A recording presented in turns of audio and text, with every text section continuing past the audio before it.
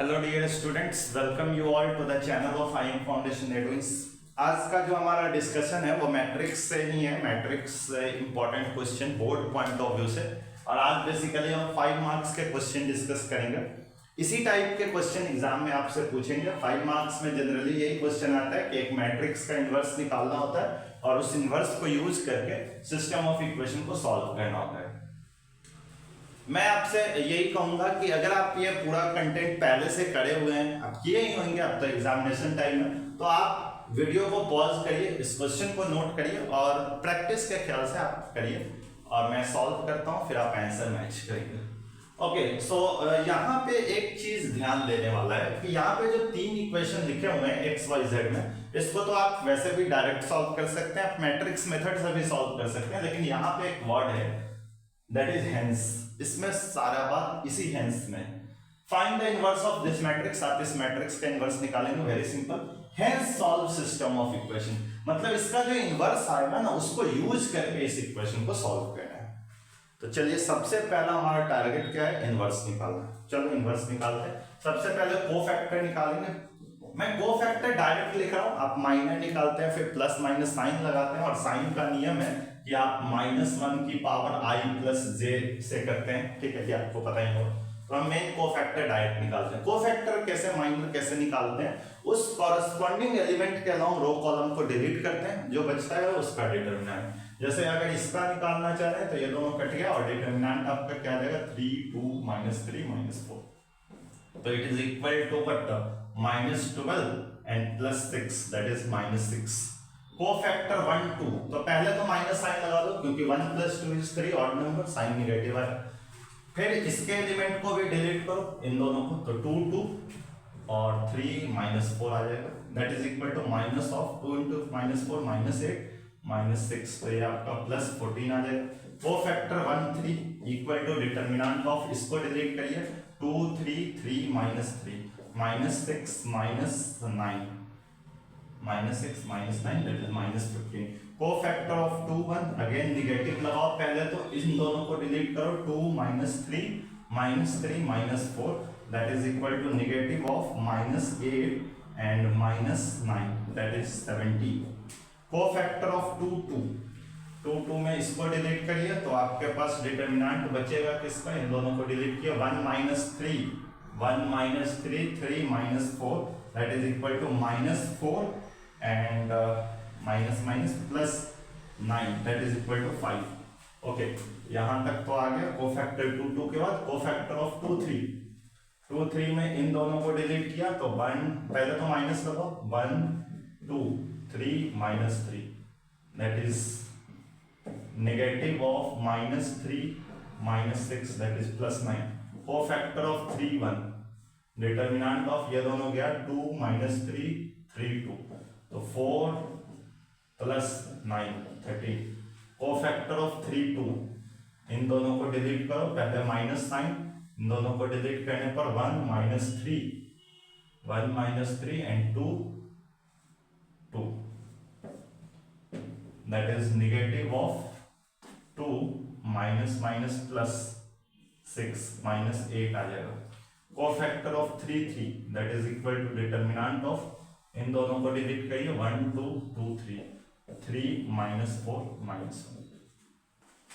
Check कर लो, आपका cofactor यही आना चाहिए। कोफैक्टर आने के बाद क्या करते हैं? पहले एडजॉइंट निकालते हैं, और एडजॉइंट निकालना बहुत सिंपल है। कोफैक्टर का ट्रांसपोज, कोफैक्टर भर दीजिए, -6 14 -15 17 5 9 13 -8 -1 का ट्रांसपोज इक्वल टू -6 17 13 14 5 -8 और -15 9 -1। ये कुछ आपके पास एडजॉइंट आ रहा है।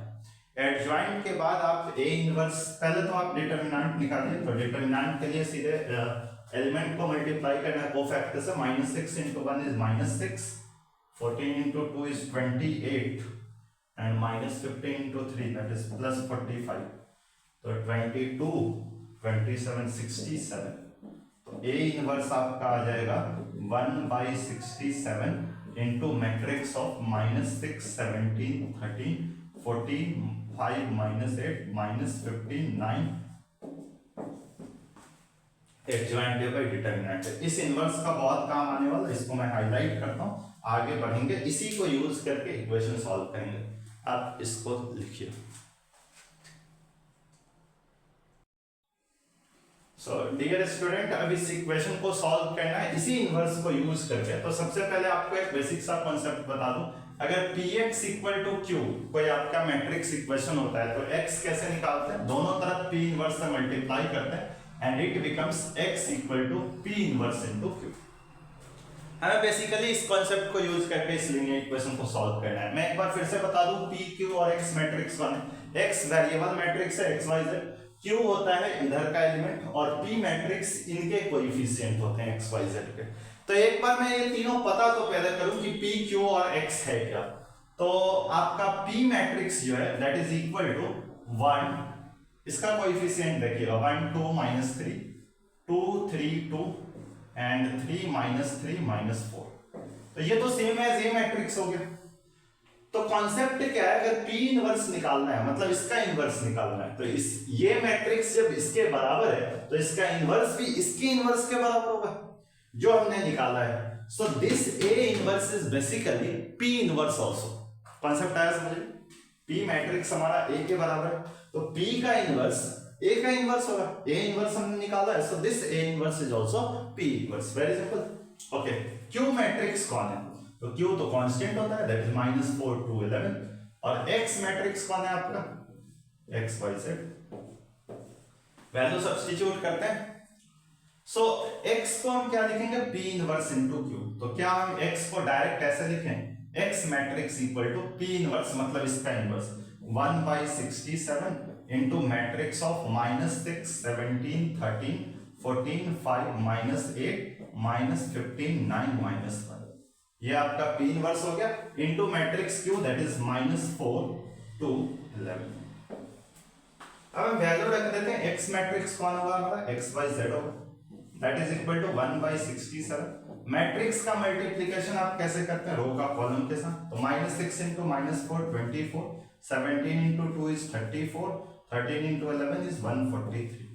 फिर इसका इससे -56 प्लस 5 into 2 is 10, -8 into 11 -88। फिर इसका इससे -15 into -4 60, 9 into 2 is 18 and -1 into 11 is -11। तो यहां पे भरते हैं। सो आपका जो x y z की value x y z it is equal to, यहां पे इसको सॉल्व करते हैं, 3 + 4 7, 7 + 4 is 11।